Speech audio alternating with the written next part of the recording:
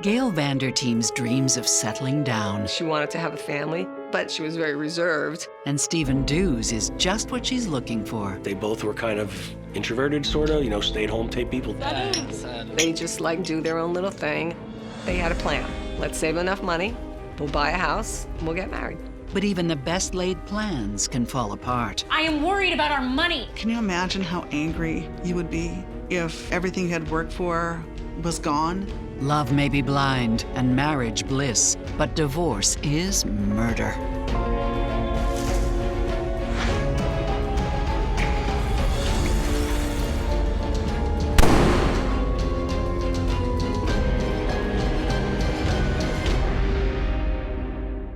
The suburbs of New Jersey are a good place to raise a family. So much so that 25-year-old Gail Vanderteems is still living at home with her parents. She was a homebody. She really didn't go out much. She stayed with her couple of friends that she had, and she was happy with that.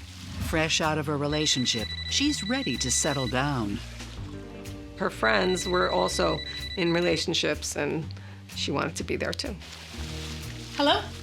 Hi, may I speak with Gail? Speaking. Hi, Gail, it's Stephen Dews. I got your number from Glenn. Glenn, my ex-boyfriend, Glenn? Stephen met Gail when Gail was going out with Glenn at the time. And then years later, I guess a year later or so, when they had broken up, Stephen actually called Glenn and asked his opinion if he could, ask Gail out. I don't know if you remember me, but we met at a party last year. Shy guy, red shirt. Yeah, wow, you remember. Yeah, I do remember.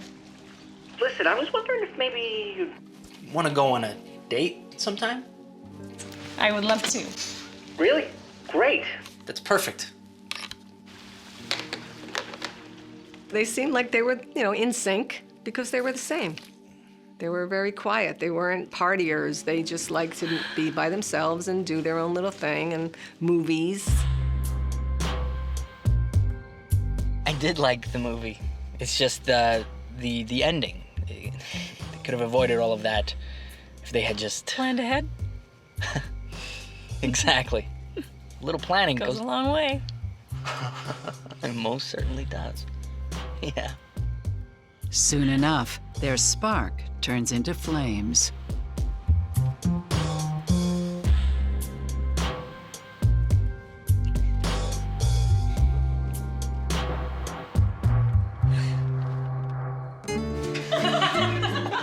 Within a few months, Stephen is a regular at Gail's parents' place. We were pretty family orientated because my mom was Italian and my father was Dutch. And my mom, the Italian side, was like, okay, everybody's got to come over to the house. You got to come here, you got to eat. Steven, go ahead. My mom's not gonna kill you if you don't like it.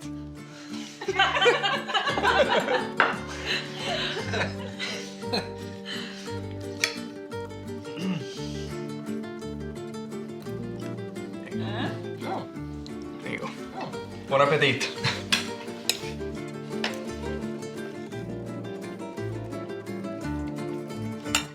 And then he said, "What napkin? I used my hands." Neil, stop. You're gonna scare Steven. Nah, he's all right. Steve, you okay? It was hard to get to know Stephen, but he was not easy to join the circle. If you're doing something, he would kind of be on the outside looking in. I think maybe in the beginning, didn't know how to take us. You'll get used to us. I think that his family was never a family like that.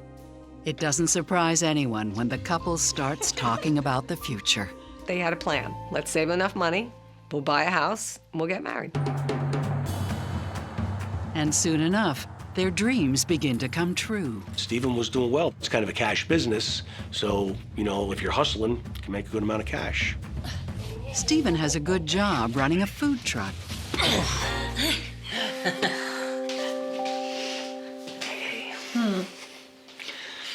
This house is perfect for a couple, isn't it? Yeah, it really is. Do you know what would make it even more perfect?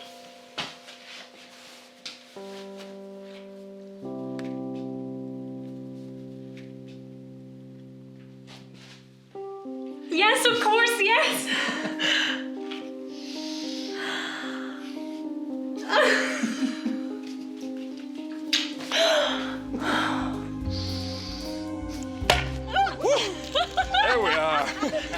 bigger, happier family.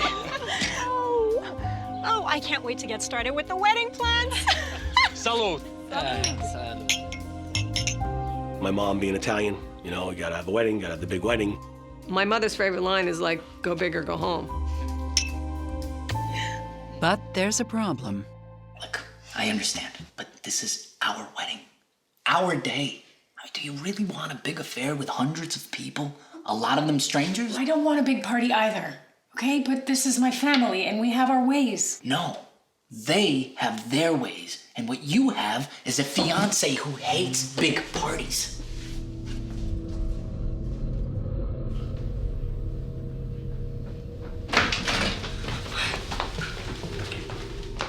The wedding is off. What? And Steven says it's turning into Mom's party and not ours. We both want something small, and we want it right away. Psychotherapist Stacy Kaiser and forensic psychologist Brian Russell don't think this is the best start for the couple. I'm concerned about the fact that Steven makes a choice to completely call off the wedding instead of trying to have some kind of a compromise or conversation. And this concerns me because he's in love with Gail. And so he's ditching Gail. He's basically saying, I don't want to be with you anymore if this doesn't happen. What I see here concerns me about their future when they actually do get married. Steven may be somebody who thinks more, I just don't like this, and it's here, I'm gonna dictate how it's gonna be, and she can be on board or not, and if she's not, that's fine. But it's gotta be my way, because that's no way to have a marriage. Steven does get his way. The wedding is small and intimate. It was just immediate family, maybe a dozen people. My mother had little sandwiches and a cake, and that was it. Simple. I can pretty much tell you that my mom was not happy. But the couple doesn't care. They were happy. They were like two peas in a pod. They were kind of the same people. Oh my God! Oh my God! And then Gail announces that she's pregnant. Gail was ecstatic, having a child. We were all very happy about that. Gail was very happy. She was so wonderful with my son, and she wanted to be a mom too. But Steven is harder to read. Didn't talk much, so you really had to kind of guess. So, shower? Oh, yeah, of course we're having a shower. A big, happy Vanderteens shower. I wouldn't have it any other way. Oh my God. Okay, so who should we invite? Nobody. Absolutely not. No. Gail, we agreed that we were gonna keep this small, right? Remember, we talked about this. But we are welcoming a new member into the family. And in my family, we do that with a shower. Gail, wait. Gail. Gail was no pushover. She was meek, you thought, but she would argue back. It was fun. Gail had a great baby shower, and we made sure of it.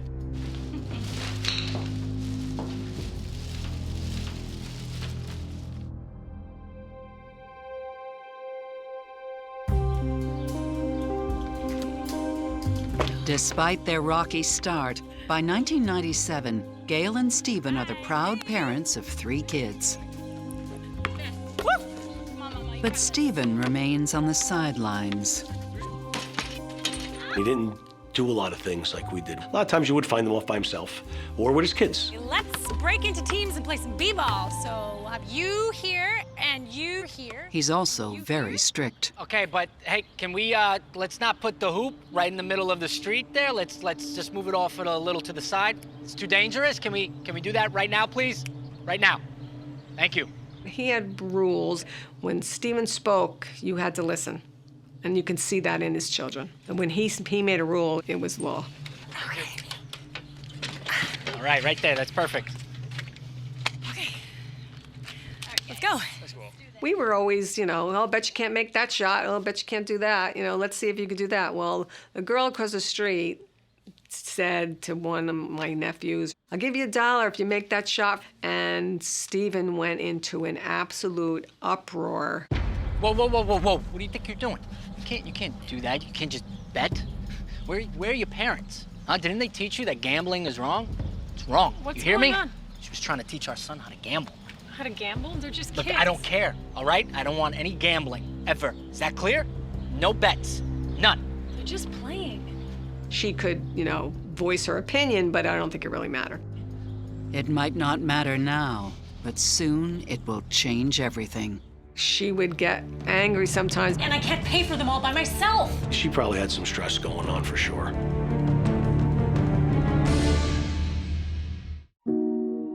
Gail and Stephen Dews are now homeowners, married, and working towards their future.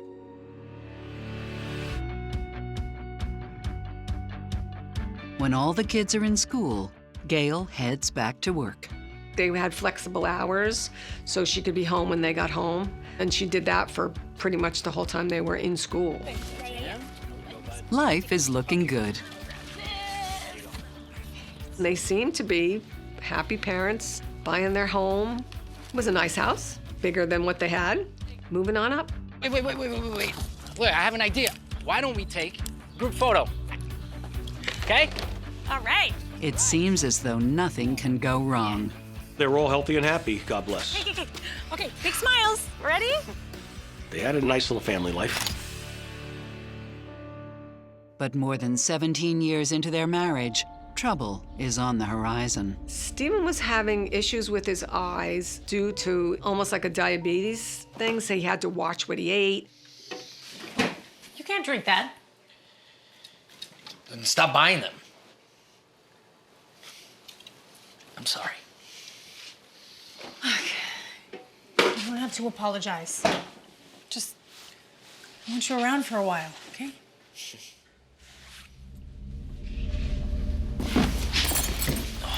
Hey, whoa.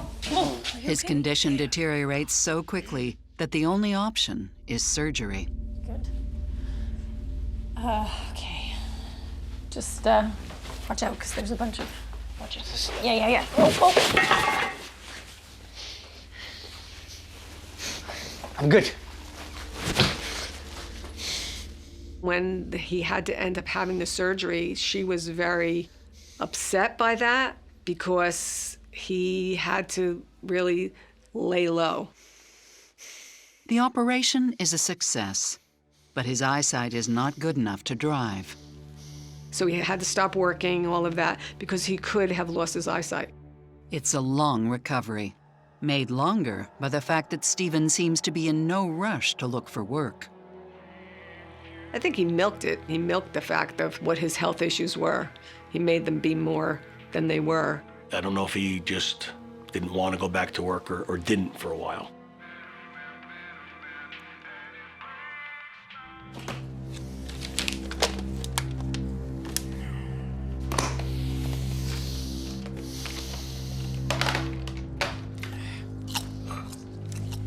What are your plans for today? I don't know. Yeah, when we got married, we made a lot of plans. Uh-huh. And those plans cost money. Steven, they cost money and I can't pay for them all by myself. I can't work, Gail, okay? I can't work if I can't see properly, right? Your new home, 3 high school kids, I'm sure that would put financial strain if you weren't bringing in any money and I was the only one doing it. Stephen's health crisis can have a major impact on this family. First of all, we already know that he likes to be in control, and not being able to control what's going on with your body and losing your job can be really traumatic for anyone.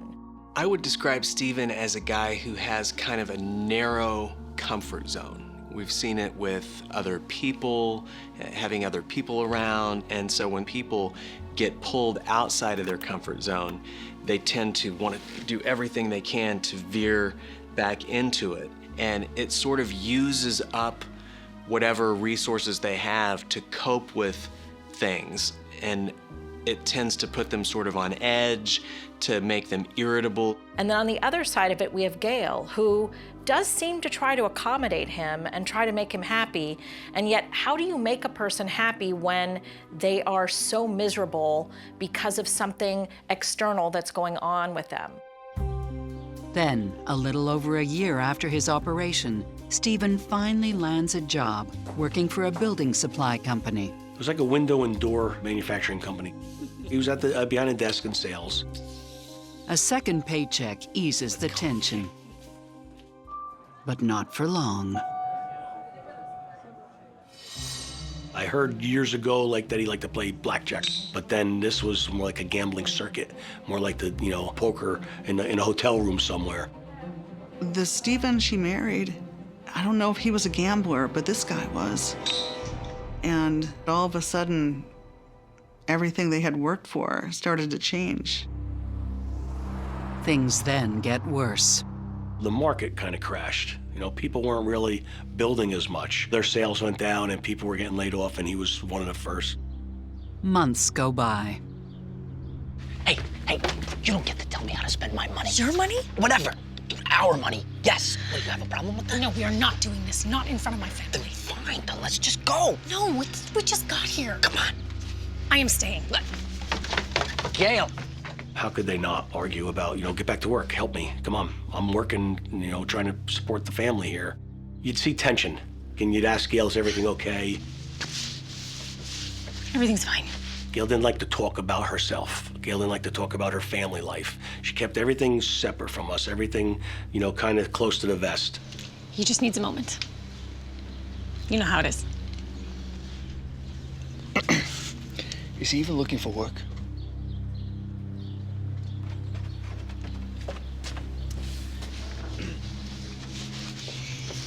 Can I get anyone anything while I'm up? But the tension can't be repressed forever. I need to see you right now. Now? He was losing large sums of money. Can you imagine if everything he had worked for was gone? After 22 years of marriage, Stephen and Gail Dews are on a downward spiral. Stephen's out of work, and Gail is out of patience. Again? Again what? You were out playing cards. Again. After I went to look for work, yes, I played a game or two, but, it's not a big deal. Not a big deal? You're gambling. No, not really. I mean, they're just small bets here and there. It's just a game. Hey, I was talking to you. No, you were nagging me. I'm not nagging. I am worried about our money. There's nothing to worry about, okay? They're just small bets. I'm just having some fun. Yeah, well, at least one of us is having fun. Being the sole breadwinner, I'm sure she was resentful. That's not what she signed up for. I am working full-time, Stephen, and I'm taking care of my parents. It is a lot for one person, okay? It's a lot. And what, that's not nagging? No, it isn't. I think Stephen was perfectly content with the fact of living by the small means. He was okay with that, but I think that my sister wanted more. When she signed up, she thought she was getting more. And I think it took a toll on her. And then tragedy strikes. Gail's mother is in failing health. I would go there in the morning before work, and then my sister would take the night. But on the night of May 4th, 2006, everything changes. Hello? Gail receives a call from Stephen. She's sleeping. Stephen said, she's sleeping, she's sedated, you don't have to stay here. Okay. See you soon.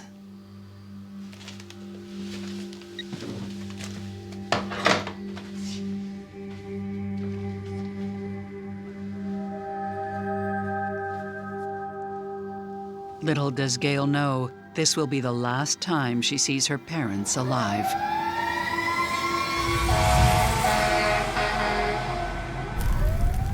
A fire erupts in the middle of the night. Her parents are in critical condition. The whole family gathered and we waited, and that's when they told us that she did not survive the fire. Gail's father dies 6 days later. The family is devastated. You don't think something like that's gonna happen to you, where both your parents basically die within a week. I never really questioned her about it or anything like that. You can look at Stephen asking Gail to come home when she's taking care of her parents and think, wow, he's being awfully non-compassionate towards Gail or the parents. He's being kind of bratty and selfish. You could look at him and go, maybe he's being reasonable if she's spending an excessive amount of time over there. But what you can say for sure is that he's treading on some dangerous ground. And that says a couple of things to me about Stephen. It tells me that he's either missing her terribly, he is insecure, or that his controlling behavior is escalating. So that in itself is going to trigger some emotion within Gail. And I have to believe that Gail is either angry at Stephen, or she could be angry with herself that she listened and actually did come home, or both. The resentment of that is gonna probably be around for the foreseeable time. Heartbroken, Gail and her siblings gather to sort through what was salvaged from the house. It was very emotional for all of us. There was my mother's jewelry. I have Mom's rings. They mean a lot to me. She's like, I have the rings Mommy was wearing, and I'm keeping them. And I'll fight you for them. And we were like, okay, if that's that important to you, you could have them. The house is beyond repair. Gail and her siblings decide to build a new one and sell it. We should open a joint account so that we can all see what's going in and out at all times. A few months later, they sell the house for $500,000. We all got equal shares, $125,000 apiece.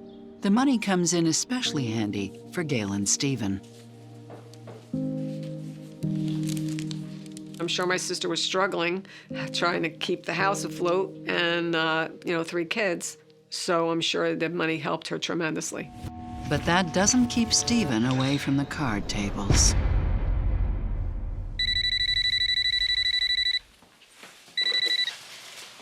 Hello? No, he's not here. No, I don't want him gambling anymore. No, I will not pass on the message. What did you just do? I don't want you gambling anymore. You're telling me what to do? You can't just sit around here all day and not work and gamble all of our money away. He was losing large sums of money due to his gambling. It has to stop, Stephen. It has to stop.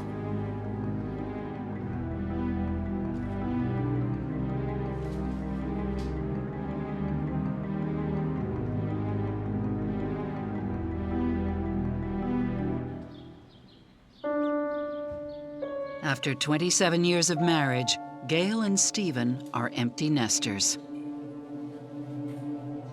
You've got a big house, and you've got this relationship with a husband, and you have to kind of get to know them again.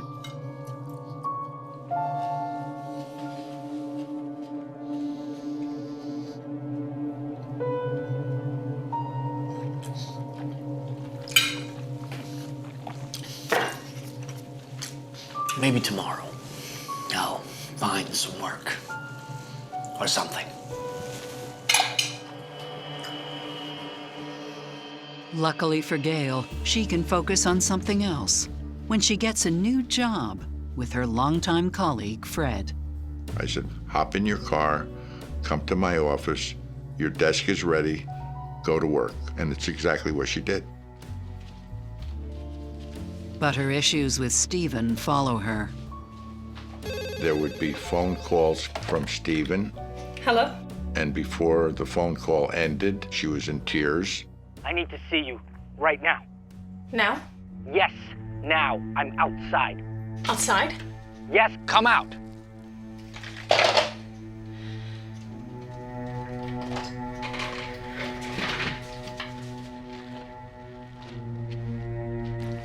Stephen, what are you doing here? I'm here because you don't answer your phone. From my office window, I could see him berating her in the parking lot to the point where I had to go out.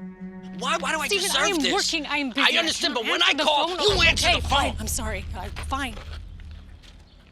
I banned him from being on my property. I'm sorry, okay? We'll talk about it later, okay?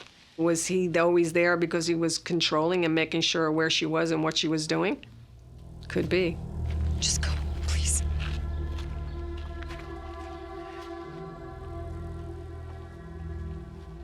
I tried to talk to her, but she would clam up and not talk about it.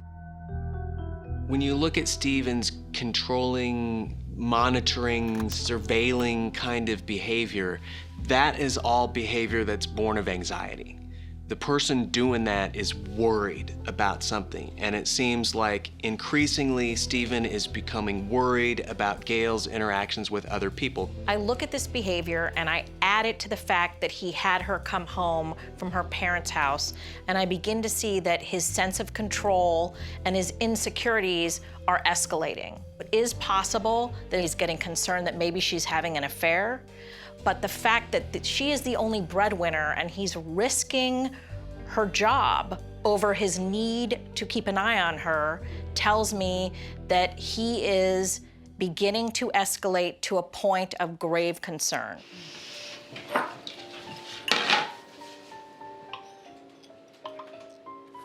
have to get out. Like out? Out?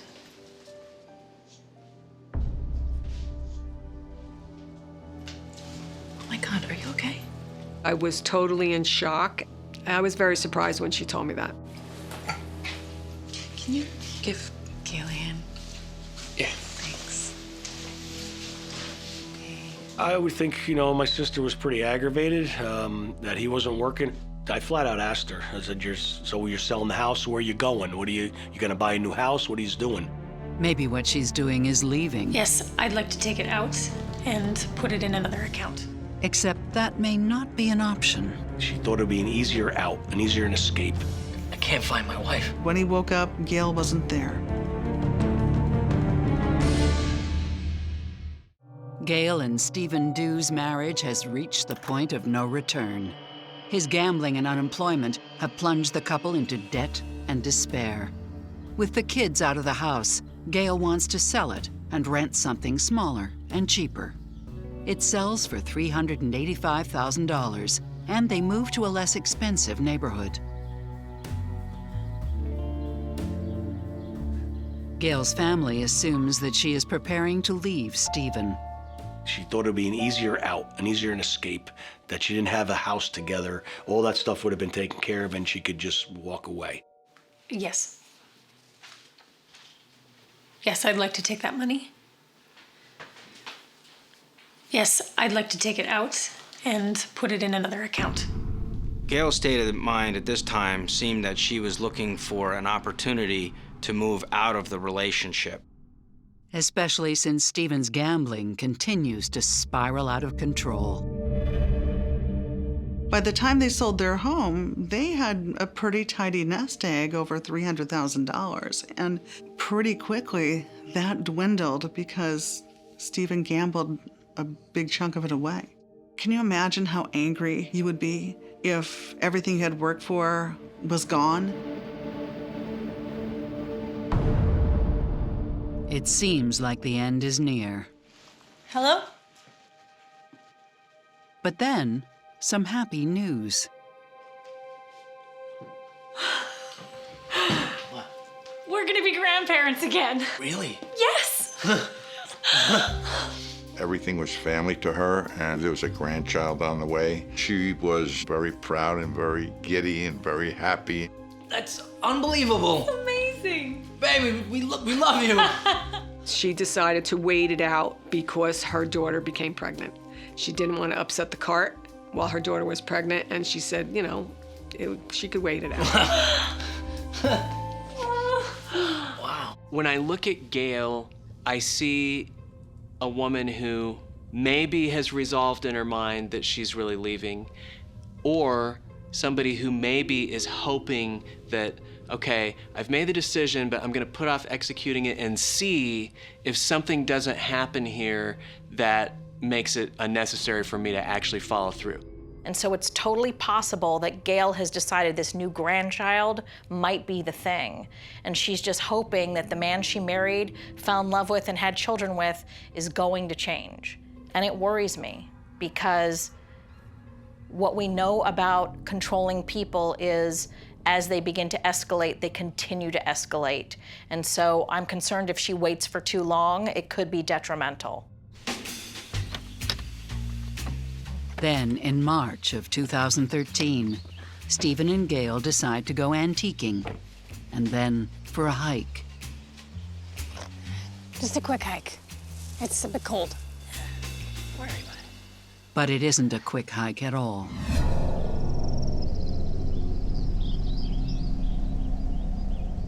There's no sign of the couple until a confused Stephen appears the next morning. Once Stephen arrived at the convenience store, he appeared to kind of walk around the store. He has some scratches on his face, and his hands and jeans are very dirty. And then when Stephen came up to the counter, he indicated to the clerk that, My wife. I can't find my wife.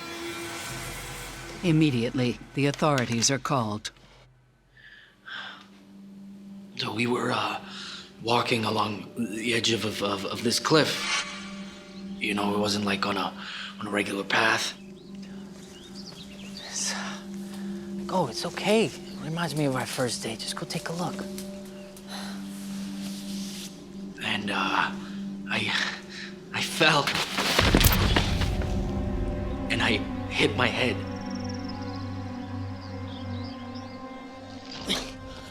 And when I came to, I couldn't find Gail anywhere.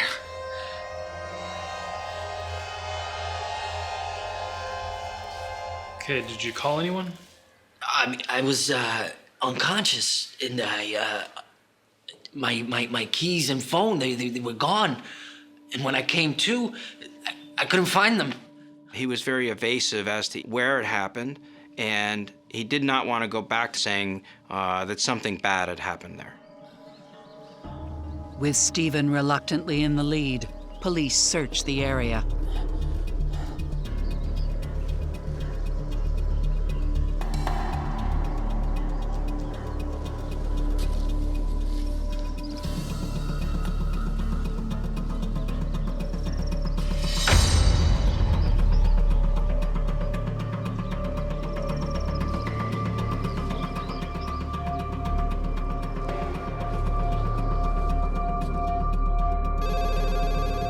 The morning of March 11th, law enforcement source called me and say there was a body at the bottom of Shoal Falls. I said, "We don't cover suicides." He said, "No, you should go to this one. It's a suspicious death." Stephen is taken in for questioning. So we arrived in the afternoon around 3 o'clock. And then they hiked until maybe around 7. It's 7 o'clock. Yeah.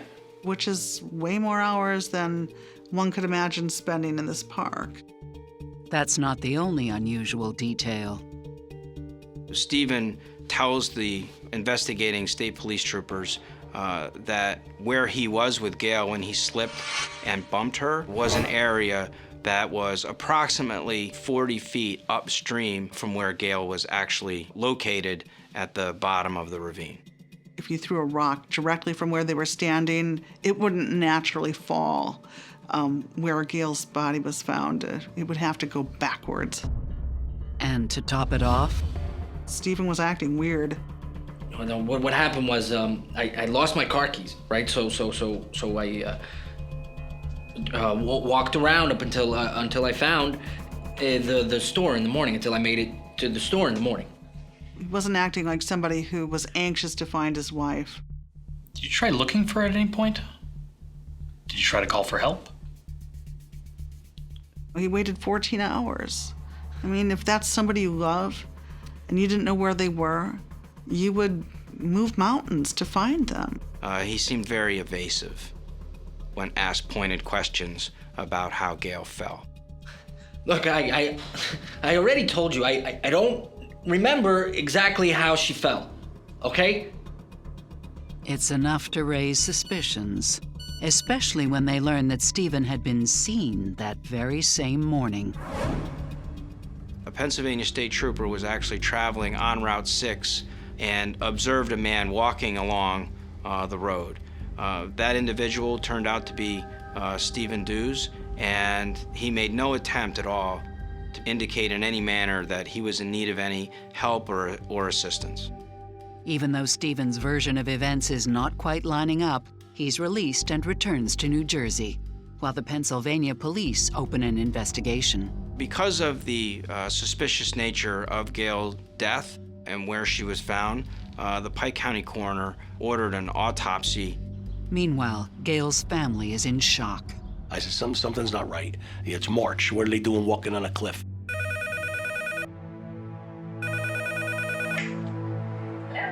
My brother called me at my office and he said, are you sitting down? And then he said, Gail's dead. And I'm talking to him and I'm saying, what are you talking about? What are you talking about? What are you talking about?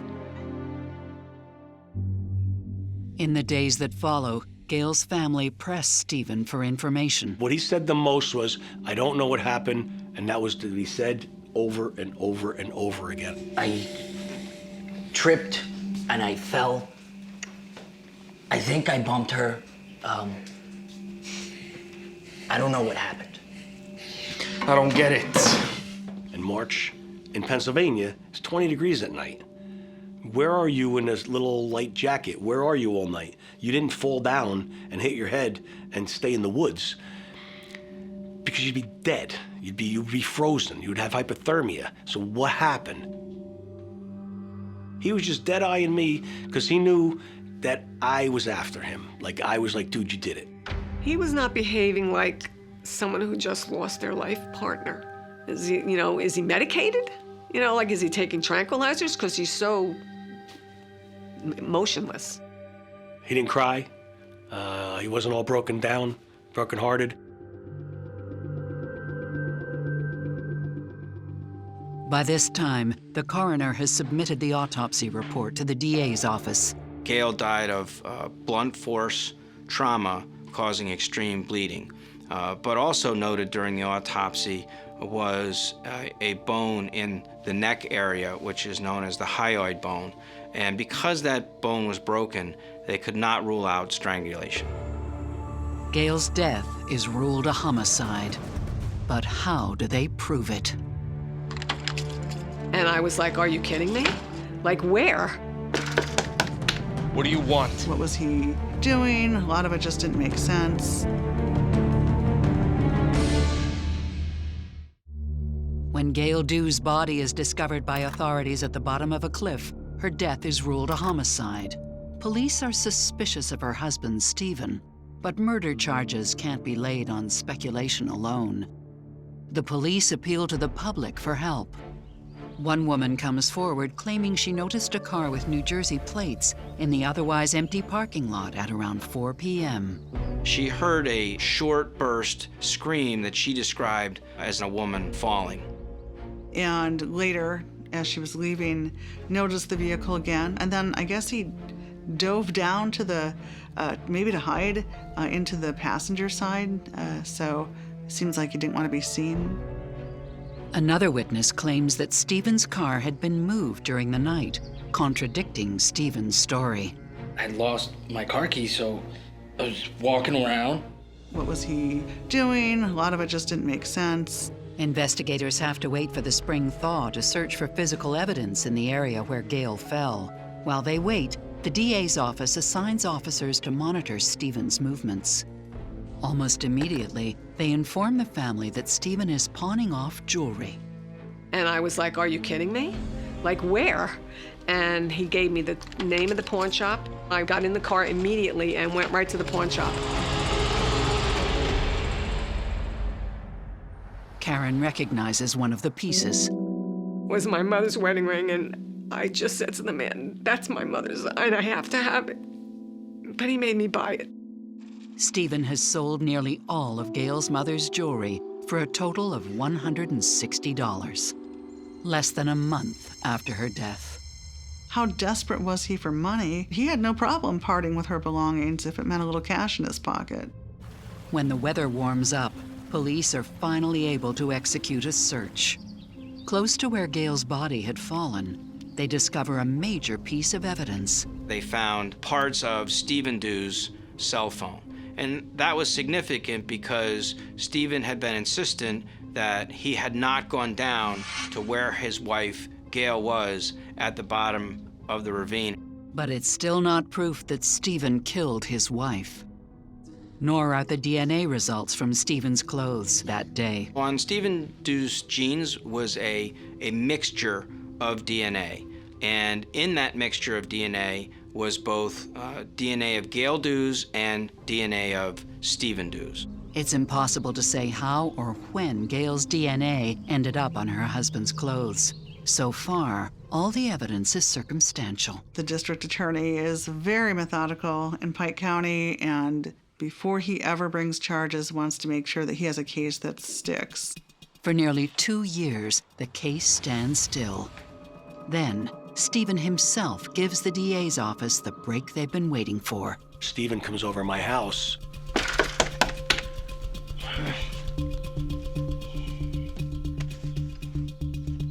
What do you want? It's about the joint account. What Stephen's talking about is the joint account that Neil and Gail had set up after their parents' fire. We should open a joint account. I didn't know that Gail kept the account open. And what's hers is mine, and I want what's mine.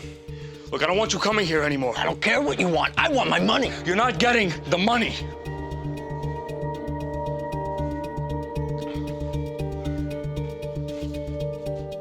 Neil tells the authorities. The information gives the DA's office probable cause for a search warrant of Stephen's finances, which had never been done before. Well, in any homicide case, one of the things that an investigator looks for is motive. Why would they want this person killed? That's when the DA's office learns about Stephen's gambling. After the sale of their house in October 2012, Stephen and Gail have a little over $385,000 in the bank. At the beginning of January 2013, that amount is down to $183,000, $200,000 gone in a mere 3 months. It appeared that that money was being squandered away by Stephen in gambling. Then, on January 28th, I'd like to take it out and put it in another account. Gail had transferred $165,000 from that account to the joint one she held with Neil. 3 days later, the same amount was transferred back to her joint account with Stephen. It appeared that Stephen discovered that that amount had been moved out of his control and would have forced Gail to move it back into the account where he would have also had some control over that money. At the time that the police obtain the records, Stephen has a balance of $221 in his account. I have to get out. Stephen would have come to the conclusion that his wife was preparing to leave him. She was starting to assert her independence. She was probably going to ask for half of their assets if they had any left. I think he wanted to get rid of her. He wanted to get rid of the financial problem that he saw coming down the pike. The DA's office finally have a case to take to trial. Based on all the facts and circumstances surrounding the case, it was a reasonable conclusion that Stephen Dews had pushed his wife Gail Dews to her death. On May 13th, 2015, Stephen Dews is arrested for murder. Pure joy. I actually went to the store and bought champagne, and we were very relieved and happy. Just a quick hike. Authorities believe Stephen is responsible for his wife's death. Go take a look. It's beautiful.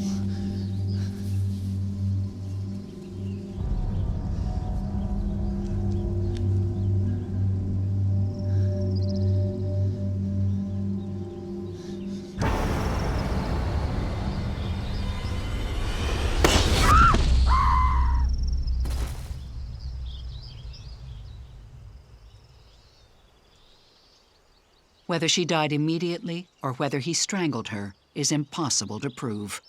What is clear from the DNA on his clothes and his own cell phone pieces is that Stephen Dews had contact with his wife as she lay at the bottom of the 100-foot ravine.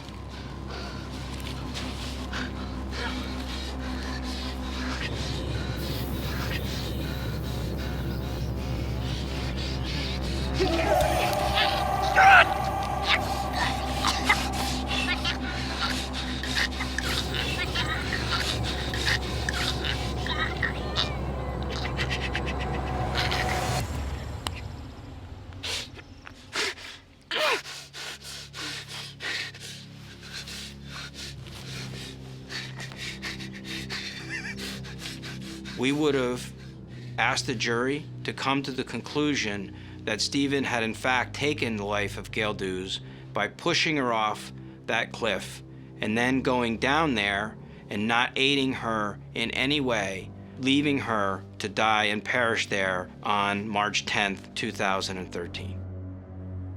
But the case never makes it to trial. In October 2016, more than 3 years after his wife plummeted to her death, Stephen Dews pleads no contest to voluntary manslaughter and is sentenced to 8 to 16 years in prison. If he hadn't been a gambling addict, I don't know that Stephen would have murdered Gail, because I think that the primary impetus for the murder was probably financial. That said, I think it's very important for us to note that addiction just screws up somebody's priorities to the point where the money is more important than their spouse's life, which is a very sad, sick reality. There are a lot of addicts that don't go and kill their wives. And so while I believe that Stephen's gambling addiction was connected to his desire to kill her, what I also believe is that he is putting the responsibility for the misery in his life on her. Maybe he feels like she's been too wrapped up in work or too wrapped up in her family, or not caring enough about him to the point that she moved their family money into a private account, that she's thinking about leaving him. All of those things are check marks against Gail and affronts to Stephen, and I believe that that's why he killed her. How do you do that to somebody you're married to? How do you do that to your family? The woman you love, the woman you got kids with, how do you throw her off of a 99-foot cliff to her death? Gail will be missed by everybody that had ever come in contact with her. She was such a good person. She was a good person. She was a great mom.